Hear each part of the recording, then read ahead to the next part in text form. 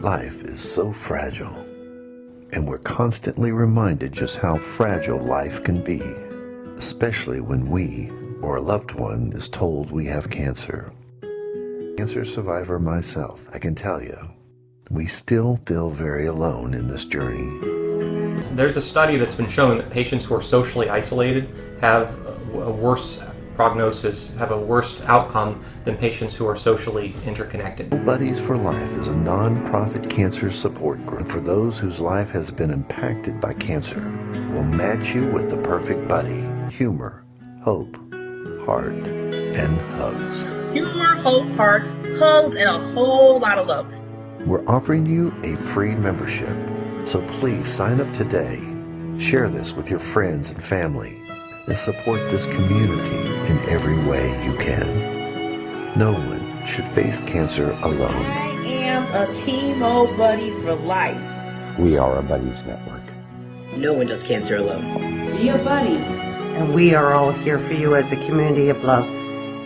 We are chemo buddies for life. And if you've heard 3 words, you have cancer, for yourself or someone else, you belong with us at Chemo Buddies for Life. Healing through connections.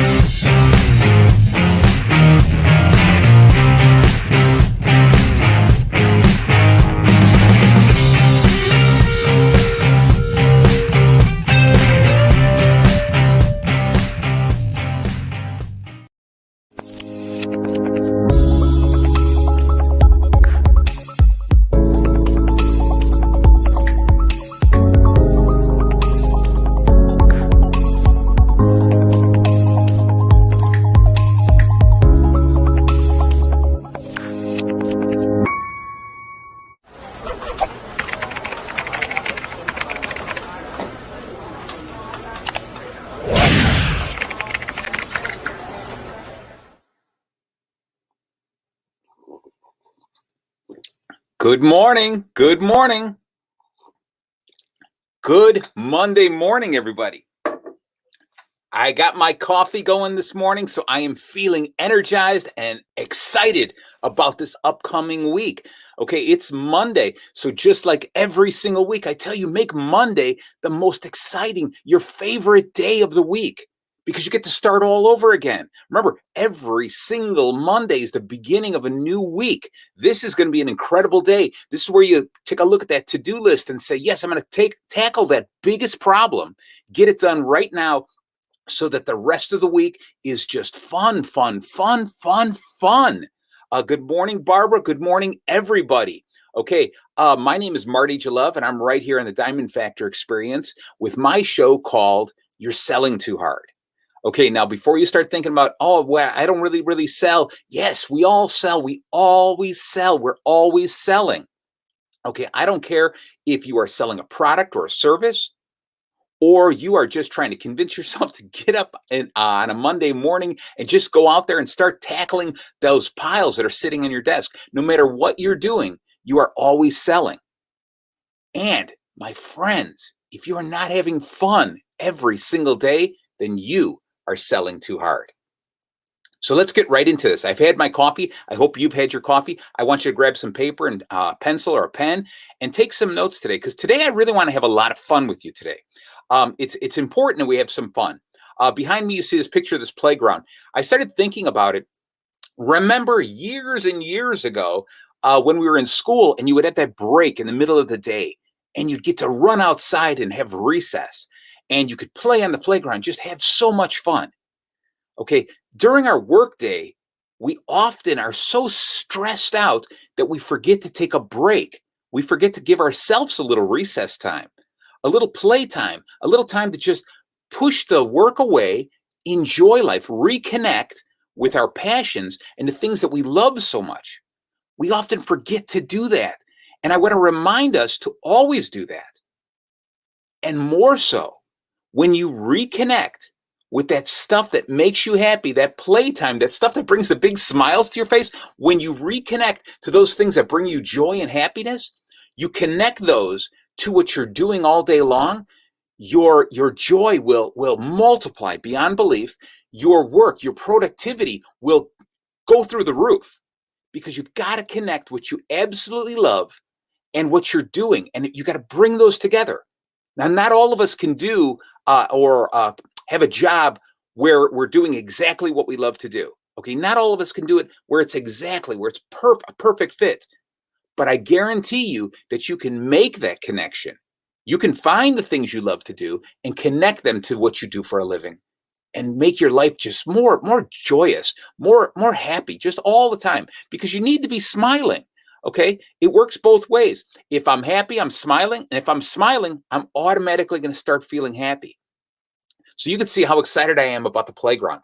Remember, when we were younger, we'd run out there in the playground, and there would be all these things to do. All right, there'd be slides and monkey bars and things to climb on, things to play with, lots of bright colors. That was really cool, but there was also the opportunity for imagination. You'd run out into the big open parking lot and just chase each other around. Somebody would throw a ball towards you. You'd bounce the ball. You would just have a great time.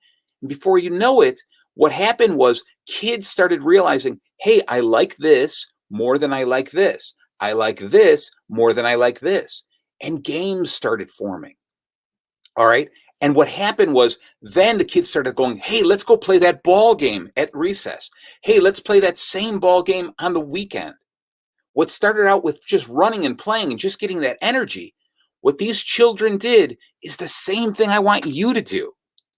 All right. What they did was they started playing with each other, finding their joy, and then finding people around them that could share that joy. And they started forming those games, and they enjoyed themselves more. They looked forward to it. And the same thing those kids are doing is the same thing you should be doing with your life, your business, your relationships all the time. Okay, those kids were masters at it without even realizing it, which is the thing I always tell you about, and that is need, desire, and solution. Okay, and you're probably going, oh my gosh, every week Marty's just telling us need, desire, solution, need, desire, solution. But that's because that's the core. That's the core about everything I'm trying to tell you. I really, really, truthfully, deep down in my heart, want you to be happy. My whole business is Master Happiness. Okay, I'm not saying that I am the master of happiness. I just want you to be good at happiness, and not just good. I want you to master happiness. I want you to mimic what those kids in the playgrounds do. Okay, they realized their time frame was short. Okay, the school bell was going to ring pretty soon, and they'd have to run back in, right? So they realized time was short. They could only play a certain amount of games. So they knew there was a need here. The solution sat there in front of them. There were balls. There was the parking lot, the playground there. There were the slides, the swings, all kinds of stuff. So the solutions were there. The desire was there. They realized their desire. They didn't hide behind a desire. Okay, they just ran out there and they attacked life and they made it happen. Well, it's the same with you and I. Okay, our recess is our entire life. Okay, and I hate to say it, but one day that bell is going to ring and that's it. We have to leave here. We have a limited amount of time right here on earth. Okay, and part of it, a good portion of it, we're going to be working. We're going to be providing something, some service or some product for other people. We're going to be spending a great deal of our time doing that. And so my question to you is this, it's very simple. Why not do something that is going to make you ecstatic, make you so happy?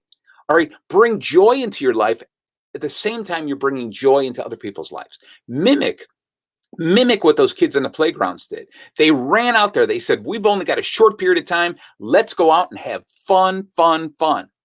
They went back, they went to work, they got their stuff done, they learned stuff, and from learning, they continue to improve what they were doing. Now, one of the games that I always think about is this game called Foursquare. Now, Foursquare, for those of you who don't know what it is, it's an extremely simple game. You sit there in the parking lot, you could do it in a gymnasium, etc., but you mark up 4 squares. And there's different ways of marking them. You can mark them A, B, C, D. You can mark them 1, 2, 3, 4. I've seen people mark them ace, king, queen, jack, etc. But you mark the designations of the 4 squares. Very simple. Then you bring 1 ball into the equation. That's it. 4 kids, 1 ball, and the ground.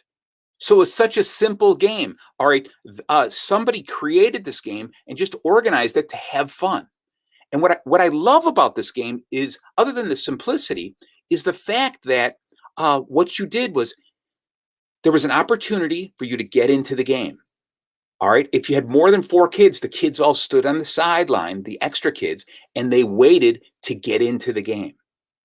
And once they got into the game, there was this energy of entering in at one specific square, okay? And as long as you kept doing a good job, you moved up through the squares, all right? If anyone made a mistake or they fouled out, they left the game, and everybody adjusted their spaces, moving upwards in the levels, all right? So D came in, and if C went out, then D moved to the C position and a new kid came in for D. If A was knocked out, B would move into the A position, C would move to the B position, D would move to the C position, and a new kid would come in. So you see, there was a way that you could make a mistake, you could error, you could foul, and you'd leave the game. But there was always other people ready to come into the game.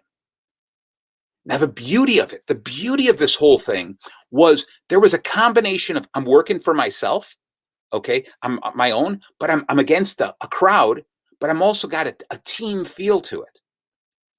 This is what I absolutely loved about this game, was there was just this energy, and it wasn't long that if you left the game, you could come back into the game.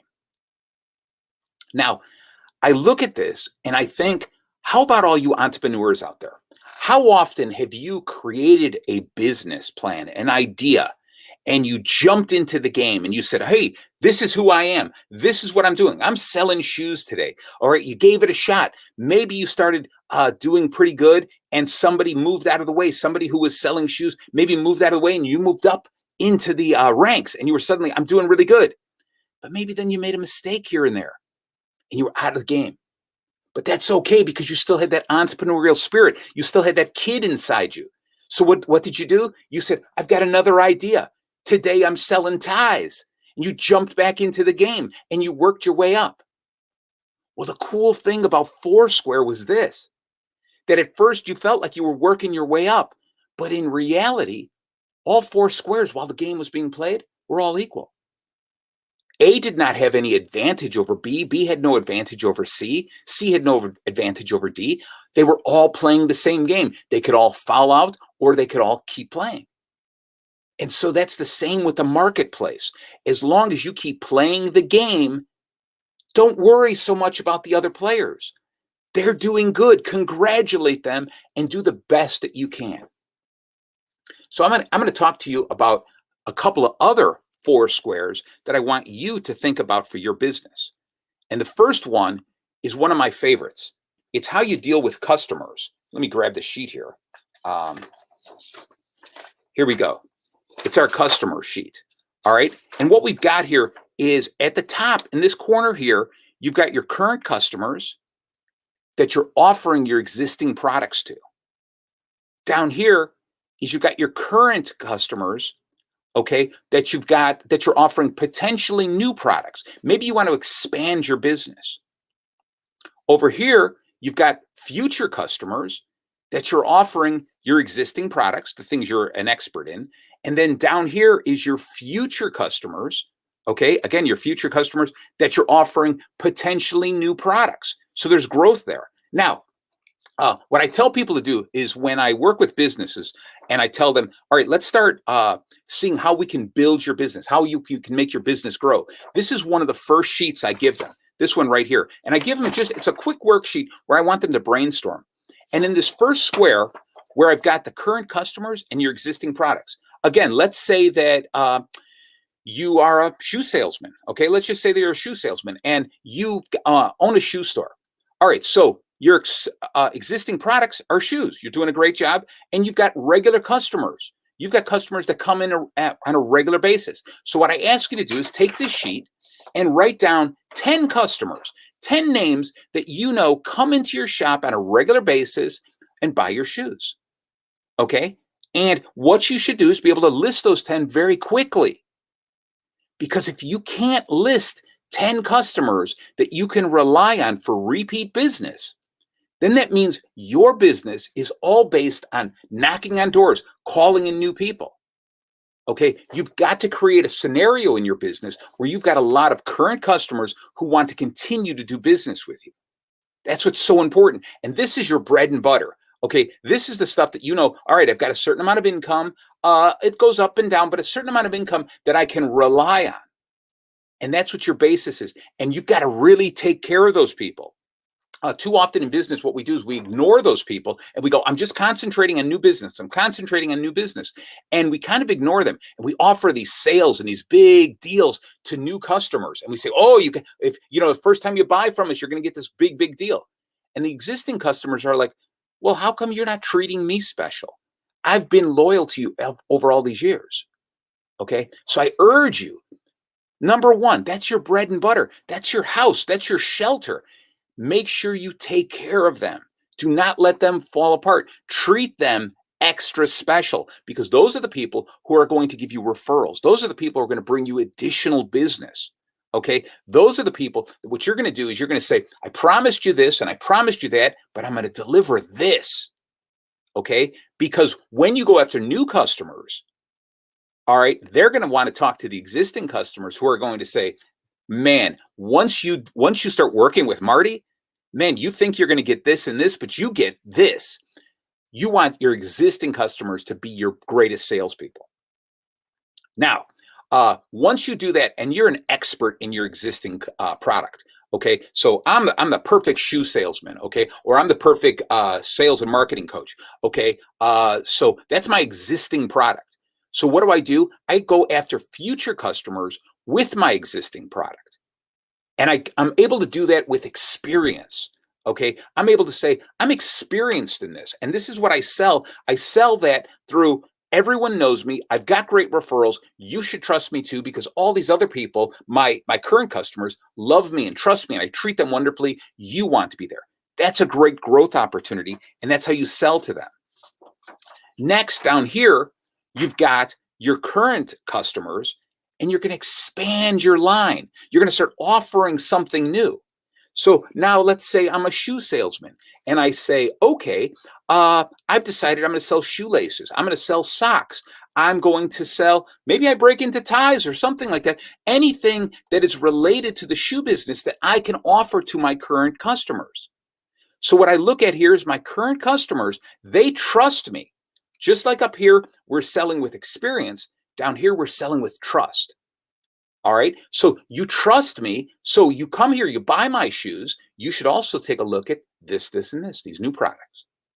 So what I tell people is, just like you wrote 10 names here, come here, and I want you to write 5 names in each square. Think of 5 potential customers that need your product. Okay. 5 people who need new shoes. Of course, you could find that. Down here, 5 current customers that might be interested if I started selling shoelaces, or if I started selling shoe polish or something like that, the related products. Because this is where you're going to grow your business, is these 2 places, through future customers or through future products. And when you think about it, I want you to really concentrate and think about just 5 customers in each of those. And if you can't find those customers, I want you to talk to your employees, talk to your family, and say, what am I doing wrong? Why am I having a difficult time writing 10 customers? And why am I having a difficult time coming with 5 here and 5 here? Okay. And maybe what they'll do is they'll help you take that stress away, and suddenly you'll walk away from it. You'll come back and go, oh my gosh, 5 is easy. I can come with that very easily. I can create those names quickly. This is how you grow your business.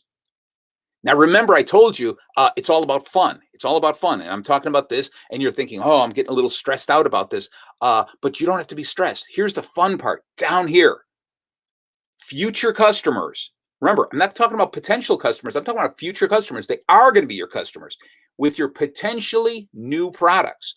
So now I sit here, and let's say I'm a shoe salesman, and I say, okay, I'm going to start bringing in laces. I've never sold to these people. That guy, that guy, that guy. Okay, but I bet if I sold laces, that guy would buy the laces from me. This is the whale for you. This is the guy that I want you to come up with one name, one big customer that you have never sold to because he doesn't come to you for your product. He doesn't need your product or your service.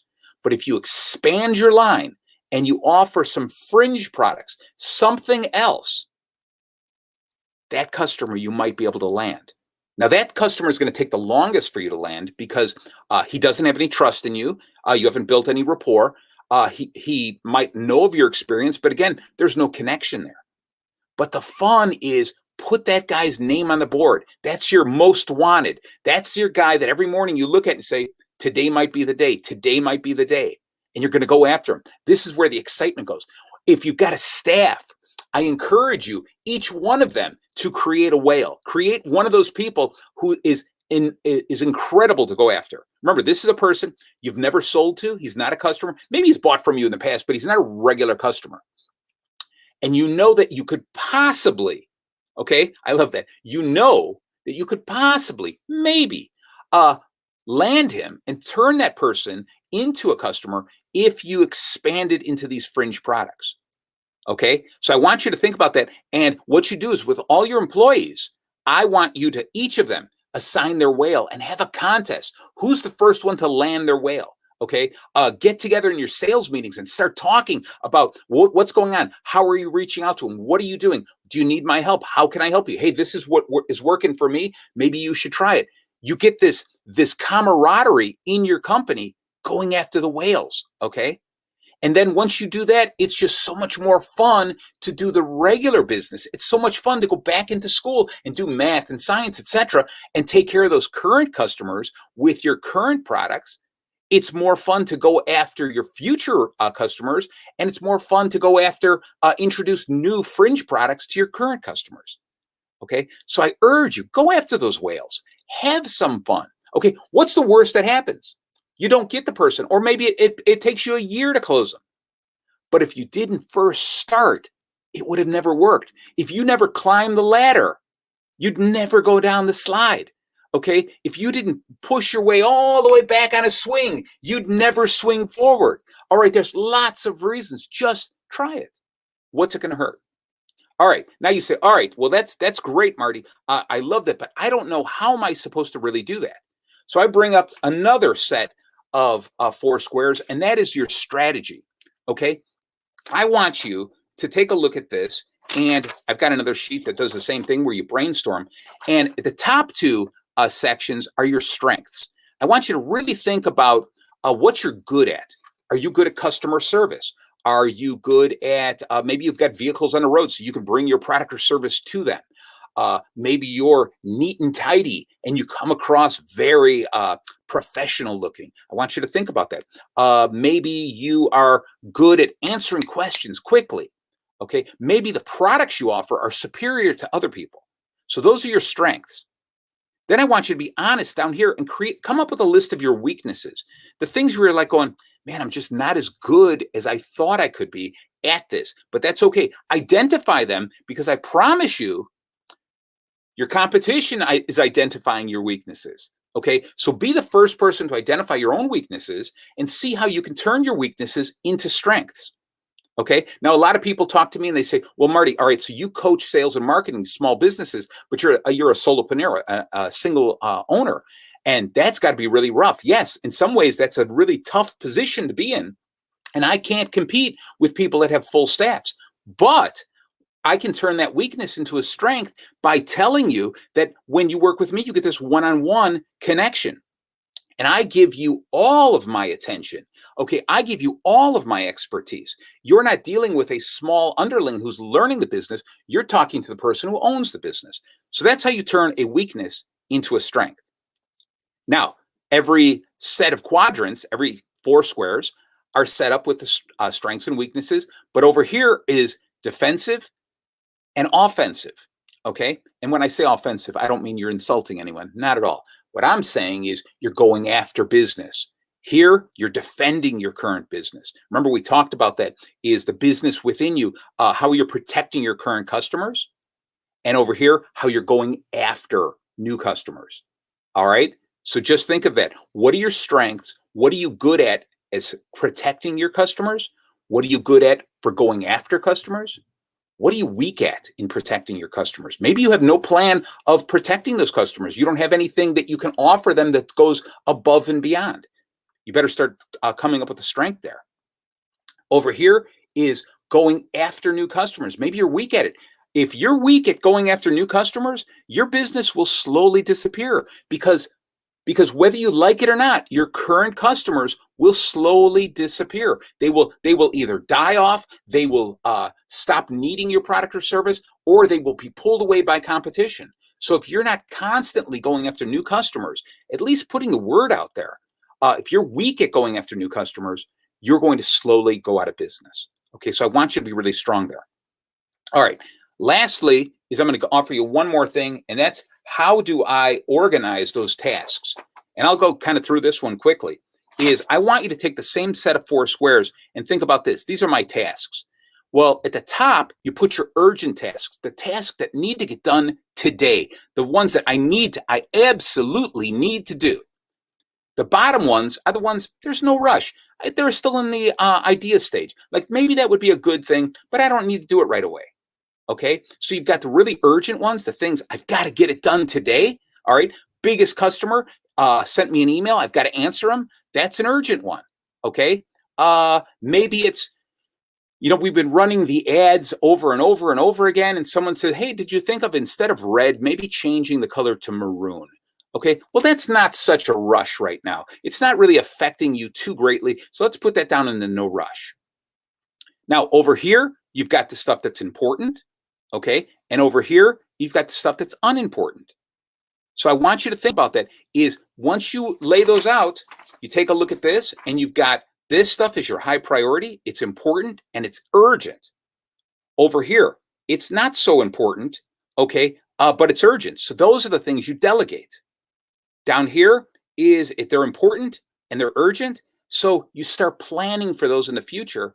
And down here, the things that are not so important and not urgent, take a look at them and say, do I even need to be doing that anymore? All right. So looks like my time is almost up. So what I want to do is I want to send you or let you download one of these sheets. And this is the one that's on strengths and weaknesses. I really want you to download this to kind of get a feel for it. And if you look at the other sheets and you say, yeah, this is really some good stuff, I want them, please contact me. You can reach me up at here at masterhappiness.com. The secret, okay? But I want you to download this sheet right now and use it. It's only up for 1 week. And you say, all right, Marty, again, how do I get it? Very easy. Go to masterhappiness.com, the secret. All right, it's extremely easy to get to. And when you download that, you're going to get to this page and you're going to see a picture of the Diamond Factor experience, which I urge you to watch every single morning, okay? And here you will see a picture of a diamond. And it is a secret between me and you, between me and you, the listeners. That diamond is your secret to the forms. Every week I put up a different form.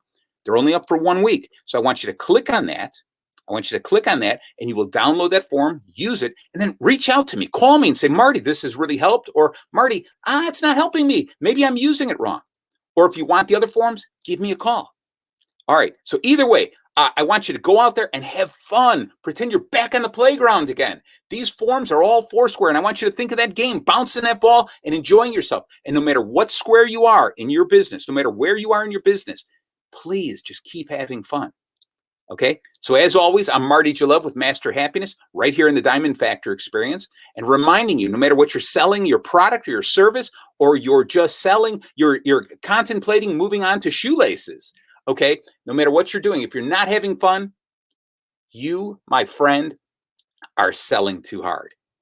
All right, Reach out to me any single time that you want to. You can reach me at masterhappiness.com, The Secret, and I would love to sit and chat with you. I'd love to have a 30-minute conversation and see if I'm the right guy to help your business grow.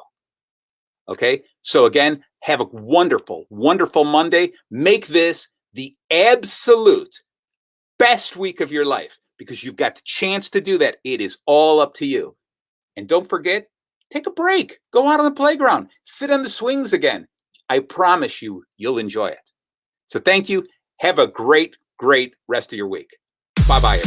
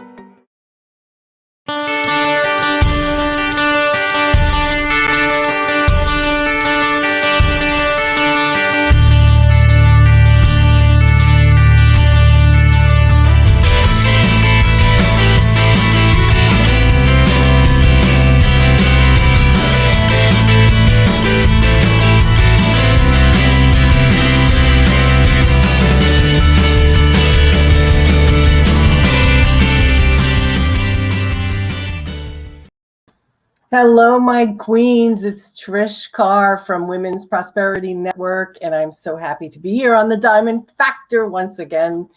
And here's what we're going to be talking about today.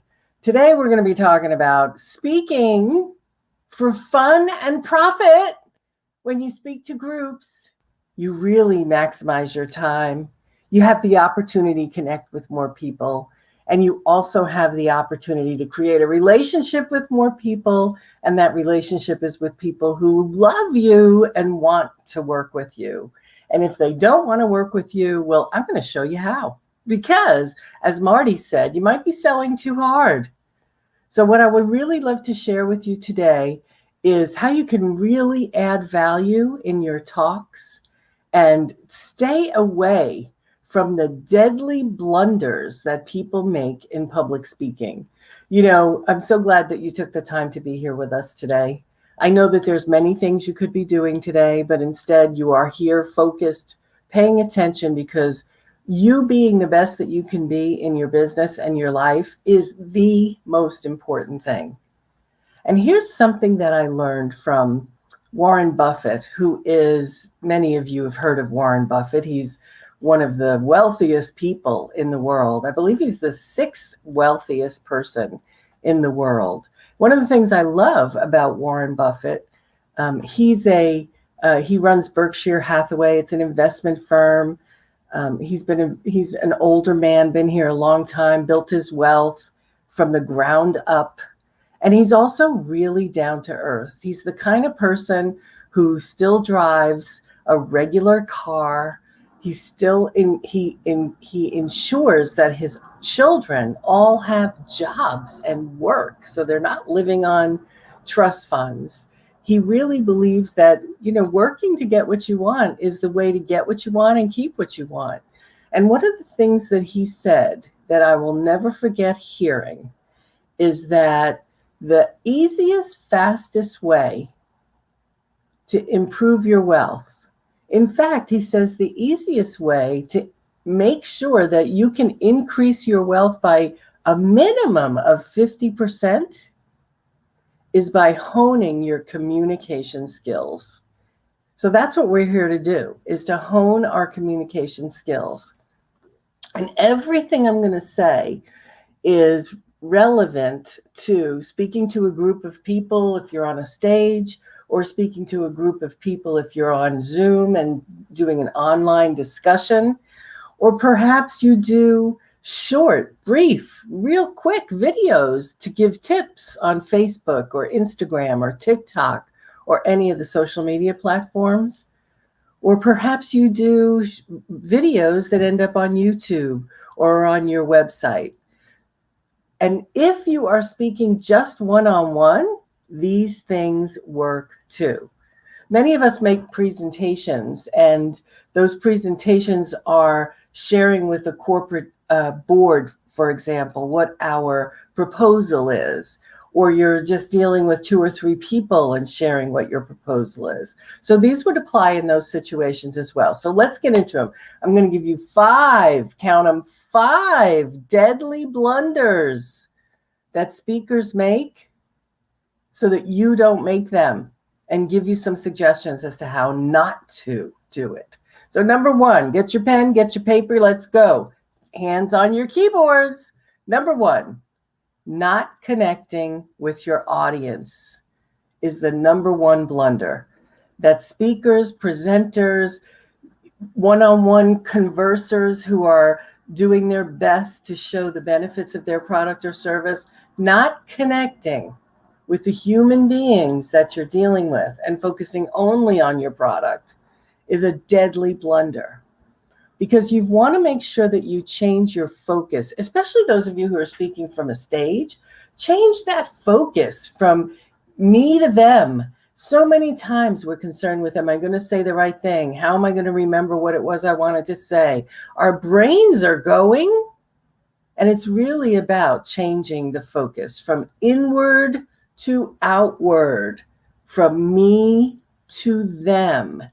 That is the key. And you want to make sure that you relate at using language that people can understand, that you relate to their problems, their desires, to the things that your audience wants.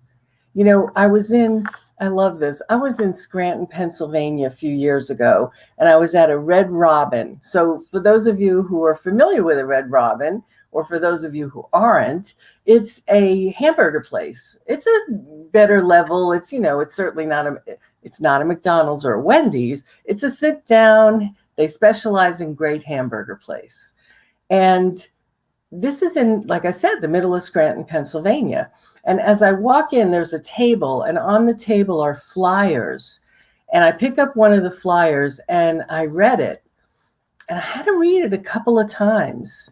And what it was, after I figured it out, was a nonprofit that uses horses to communicate, to create engagement with children with autism.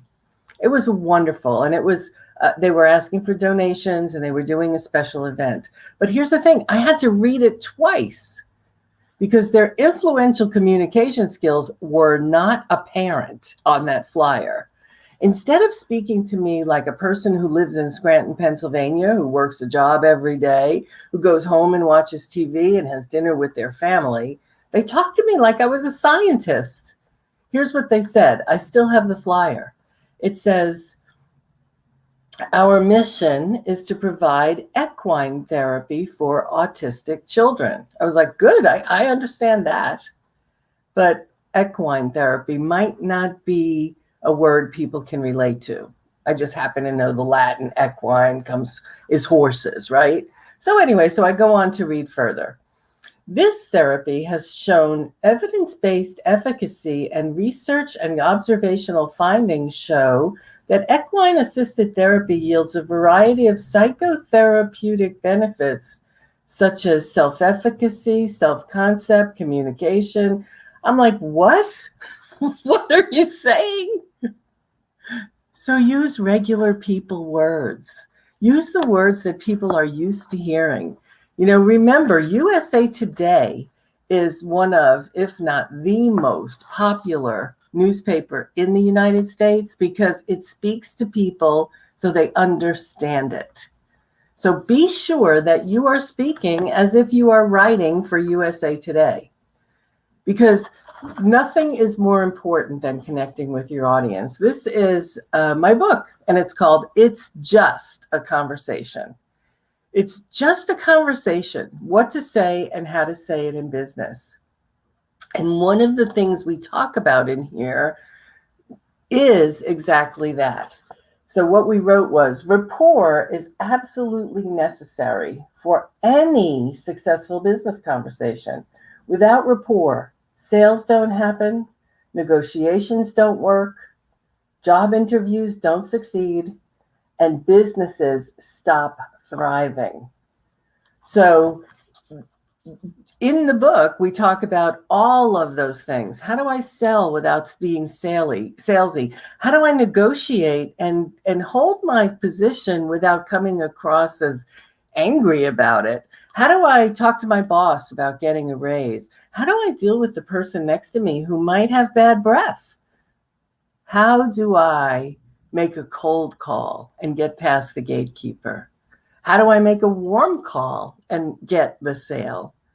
It all starts with rapport. It all starts with rapport, because it really is just a conversation. So remember that. If you're standing in the front of the room and speaking to an audience, it's about building rapport, using their language, seeking first to understand, as Stephen Covey says. So that's what you want to do. You know, even John Maxwell, the great John Maxwell, who's one of my greatest mentors, he is a leadership guru, has written 80 books on leadership, speaks all over the world and makes a difference. And what he says is, to add value to others, one must first value others. So show people that you value them and create that rapport. That's the first blunder speakers make, is not creating rapport. The second deadly blunder made by many speakers is death by PowerPoint. Death by PowerPoint. You've all been in meetings where somebody is putting up slide after slide after slide after slide. And if you're on a platform such as this or on Zoom, and all you have is your slides and your little head, your slides take over. So how do people continue to create rapport with you when all they see are your slides? I'm telling you, I've been in so many meetings where people use their slides and all they're doing is flying up the words that they want to say to me. And I'm like, why are you even speaking to me if all the words are up there on that slide? I don't need you. I could watch a YouTube video and read your slides. Oh, here's one of my favorite expressions. When somebody puts up a slide and they say, well, I know you can't see this, but it's like, why are you putting it up in the first place? They'll put up a pie chart, but you can't read what the colors mean. Or they'll put up percentages, and there's so many of them, you don't know what the percentages mean. So death by PowerPoint is such an easy way to lose your audience. So visuals are really important. You want to have fun visuals that make your point, that emphasize where you're coming from, that build your own credibility, that help your audience see the specifics of what you're talking about at times. Yet, we don't want to put up slides that have 15 bullet points because I can't even see them. And again, why would I be watching the slides when I could be listening to you? So death by PowerPoint is another one. Definitely stay away from that. Use your PowerPoint, your keynote sparingly. Yes, use it, but use it sparingly and make sure it doesn't take away from your presentation and that it adds to your presentation. The third deadly blunder is simply being boring. Boring. How many times have you heard someone just droning on about themselves, excuse me, about what's important to them, on and on and on? And here's the thing. There are three different ways, three different things, parts of communication that create impact on someone you're speaking to. So the first, obviously, are the words you choose and what you say. The second is the how you say it in your tone of voice. And the third is the body language you use. So of those three, the words, the tone of voice, the body language, which do you think has the most impact? You're right, body language. Body language is 55% of the impact that you make. Now, let me just say this about that. The most important thing about your body language is that it matches what you're talking about, that you are following, that you are in accord with what you're saying. Because if you're not matching your body language to what it is you're saying, there's a dissonance there, there's a disconnect, and people are wondering what's happening. Perfect example. I'm talking to a client, and I was working with her one-on-one on putting together her speech, her talk, so that she could really get it done. She could get it done right. And that when she left the group, they had all opened their purses or wallets and given her their credit cards and said, I want to work with you. That was the goal of the speech. And that's what we do on a regular basis at Women's Prosperity Network, is we look at your messaging. What are you saying? How are you saying it? How can you make the greatest impact? And not just for speeches, but hey, when I meet you in an elevator at the grocery store. So I was working with her one-on-one, and she seemed to have a reluctance in making an invitation to work with her. So I said to her, so Maria, you believe that your product is really life-changing for people, don't you? And she said to me, absolutely. Absolutely. Her head is shaking no, not saying yes. That's a disconnect in your body language. So be careful about making sure that your body language matches what it is that you want to say. And use your hands. You notice, you see mine? You see my shoulders just go up there naturally? Use your body language. It creates energy. It shows your audience that you're connected. Do not stand with your hands in your pocket, or worse, standing right in front of you. We like to call that the fig leaf, where people are just holding their hand right in front of them. The fig leaf, you get it? Michelangelo's David has a fig leaf. Get it? Get it? So we don't want that fig leaf. So remember, your body language is really important. And your tone of voice is about changing your inflection, not just talking at the same level all the time, because that gets boring. No, change it up, right? Change it up. And when you change it up, make sure your face matches too. Smile. So your body language is 55%. What do you think comes next out of tone of voice and words? Absolutely, tone of voice. In fact, if you're on the phone or you're on Clubhouse, there is no body language. So your tone of voice, usually 38% of your impact, becomes way greater than that. So make sure you use inflection. Make sure that you're interesting when you speak. And then, of course, that leaves only 7% for the actual words you use. Sometimes we agonize over, oh, what's the right word to say there?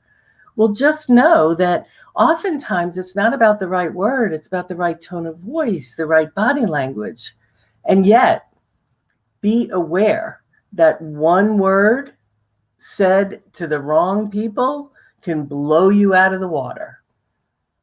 So, for example, when I was working in corporate, I hired someone to speak to a group of people, and he was amazing. He was from the Northeast of the United States.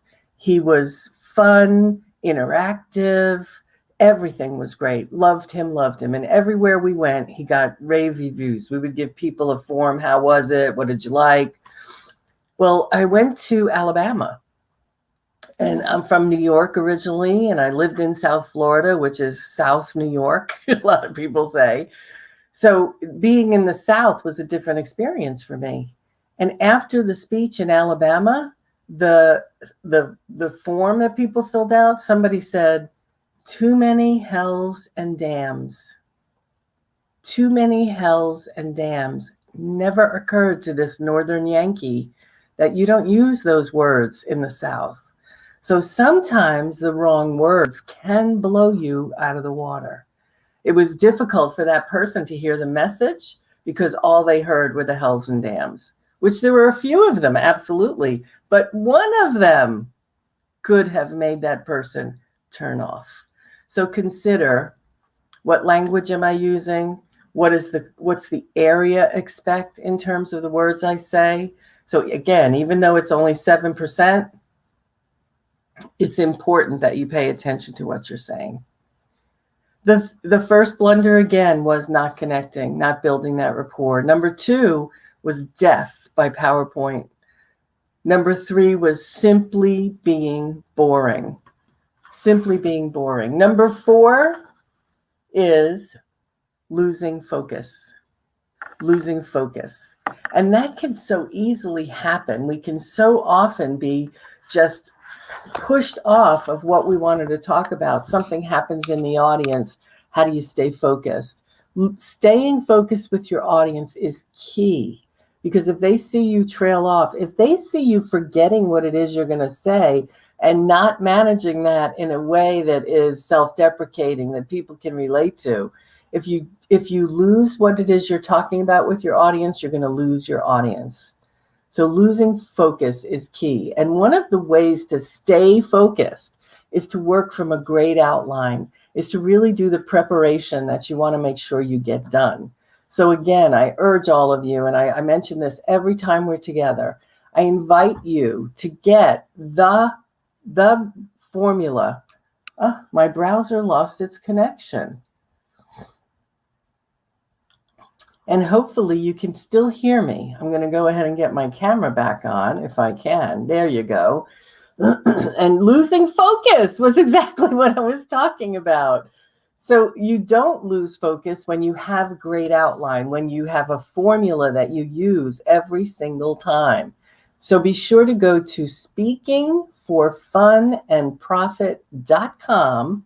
That's speakingforfunandprofit.com.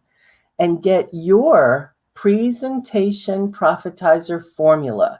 We at Women's Prosperity Network use this formula every single time, and it creates a great talk every single time. In fact, I taught the formula this weekend at our Business of Speaking program, which of course you can find more about on our main website, womensprosperityNetwork.com.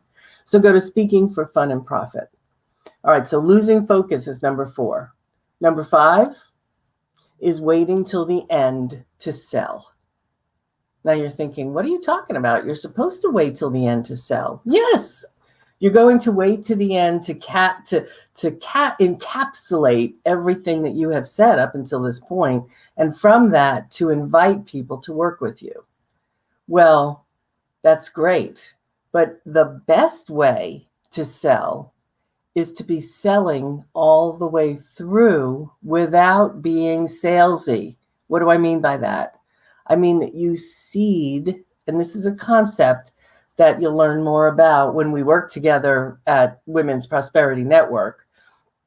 you seed throughout your presentation so that by the time you get to the end, they already know you have a book that you're going to offer them, right? They already know that you work in a group setting and that you have this great group program and you're going to invite them to join that group program.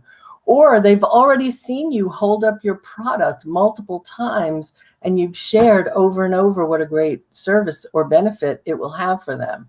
So you can't wait till the end. And there's a real nuance and a choreography to seeding your services. At Women's Prosperity Network, we talk about messaging on a regular basis because how you present yourself, how you present your service or your product is the way that people connect with you. So I invite you to connect with Women's Prosperity Network, my diamond friends. Just go to womensprosperitynetwork.com and become a member for free, FREE, and plug into all of the resources that are available to you there so that you can message your service, so that you can bring in a never-ending stream of clients, so that you and your business grow and you love, love, love what you're doing because finally you have the freedom you've always wanted. Your business is on autopilot. Your life is full and your bank account is full.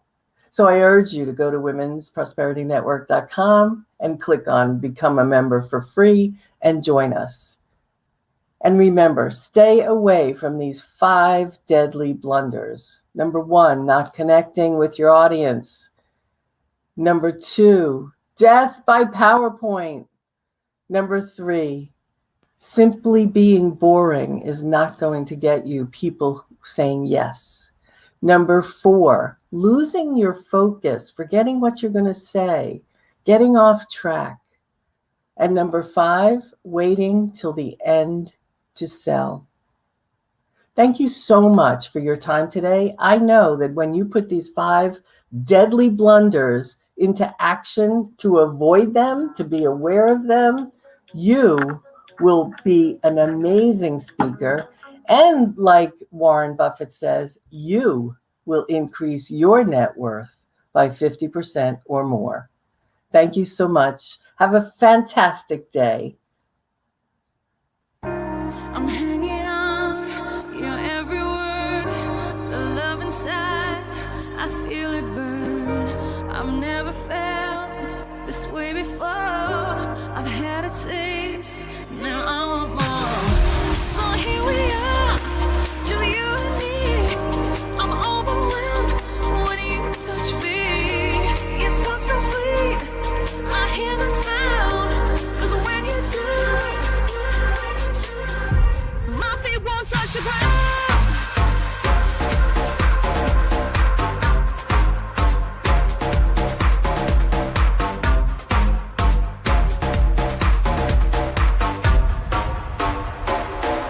My feet won't touch the ground.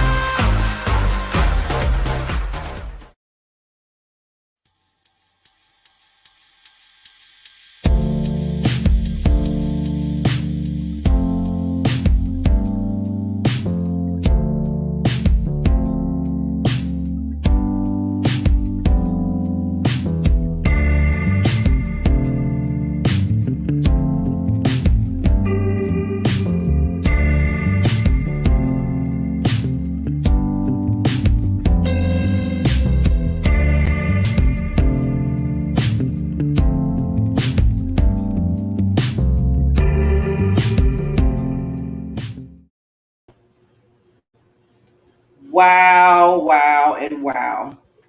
That was amazing. That was totally amazing. And hopefully you can hear me. I don't see. Okay. Technology, I just love it. Let's see. I can hear you. Thank you. See, that's nice to have my experts and team with me to let me know, okay, Barbara, you got this. So hopefully everybody enjoyed Monday's show today. I mean, every time I come on Mondays, I always tell people I'm trying to make Monday the happy norm, not the, oh my God, Monday norm. Because when you bring on these just incredible experts, first we have Mr. Happiness Marty. How can you not sit there and not put a smile on your face or something when Marty comes and says, hi, it's Monday? I mean, he's always like that. And don't you think he's like that all the time? Just to let you know, it's not just when he comes on this show on Monday. He has so much energy and so much enthusiasm, and he just shows it. And that's why he's just a good person in general, and he's a good sales and marketing person. I mean, I love how he makes sure that you don't make selling hard or like sound like those salespeople at the car dealer. I can't stand that. I mean, people know that. That's like my pet peeve of mine. It's just when I have to buy a car, it's like, do I really got to go to the dealership? But and they're making it now where you can really do easy to buy a car than just having to go to dealership. So I might start using that for my next one. But yeah, he's just so awesome. And then you have the Queen Trish Carr come on and just talk about how to really present yourself. How do you? I mean, when she was talking about PowerPoint, yes, I totally understand. OMG. I mean, I see people put everything on the PowerPoint, like she said, and I'm like, okay, why are you there? You might as well just get off of Zoom, keep your PowerPoint up there, and just click. Just click through it. Or, like Trish said, even more, make it into a YouTube video and put it up there. Because people want to hear you. And that's why I always tell people when I'm talking to people, especially when it comes to social media and presenting yourself and doing videos of you and your brand, they want to hear you. They want to see what you're about. They're trying to build a relationship with you, not a PowerPoint. And not, anything else. It's just you. So thank you, Miss Queen Trish, for bringing those points. I feel like it's always good to talk about that more and more because we're presenting more. A lot of us have to be on these Zooms, StreamYards. We're they're going to be in person, coming back slowly. So, let's prepare ourselves. I always say repetition of learning is the key. So if you can continuously hear that over and over again, it's going to get into your mind and into your heart. And then automatically you're going to know how to do things and you don't have to worry about, oh, did I talk monotone? Oh, did my PowerPoint, that's a PowerPoint? Those things are going to naturally come out because you hear it and you're practicing all the time. So with that said, we have tomorrow a wonderful another show on Tuesday. Just be here, same time, same station. I want to leave you with this. Always, whatever you do, okay, whatever you do, and this is what I always tell people, always make sure that when you have that, people always talk about the mindset, okay? Come on, you need to have a mindset, a positive mindset. But I want to remind you is once you have that positive mindset, it has to go even deeper. And I call that the heart set. So when you have your mindset together and your heart set together, they come together. And I'm doing the body language here so you can understand when they come together, it's in sync. And I was talking to someone the other day because they were like, well, yeah, everybody told me I had to have a positive mindset, Barbara. And, I'm feeling it. I hear them. Okay. And I kept telling them, I said you feel them, you're hearing it. But is it here? Because you wouldn't have to be going back and forth talking about it and thinking about it and maybe second guessing if it's in your heart. So when you have that mindset to say, yes, I want, and my mission is to really help women. Okay, let's just use that as an example. And I want to help them just get to another level. And then your heart is in it with that. There's no stopping you. I don't care what a person say or how they say it. You're like, well, my mindset is I'm about to help women and I don't care what anybody says because that's where my heart is. So remember, when you have a mindset, let's take it a little bit further than just having a mindset. You have to have a heart set too. Those two come together and you could just explode in life. So with that said, I will see everybody tomorrow. Same time, same station. We're going to have some goodies for you. Some surprises, which I don't tell you because it wouldn't be a surprise. So with that, again, I thank my special experts today for coming on this Monday morning and giving us some good, I'm not going to say golden nuggets, but diamond nuggets, because, hey, this is the Diamond Factor Show. And taking that on, and remember that you have your PPD in you, your purpose, your passion, and your drive that drives you. Say that's your foundation in life. Because once you know your purpose, you know your passion, and that drive that pushes you every single day of what you want to do, that's your foundation. And then what I do is I put it in a little box, wrap it up in a little bow, as I call it, and call it your diamond factor.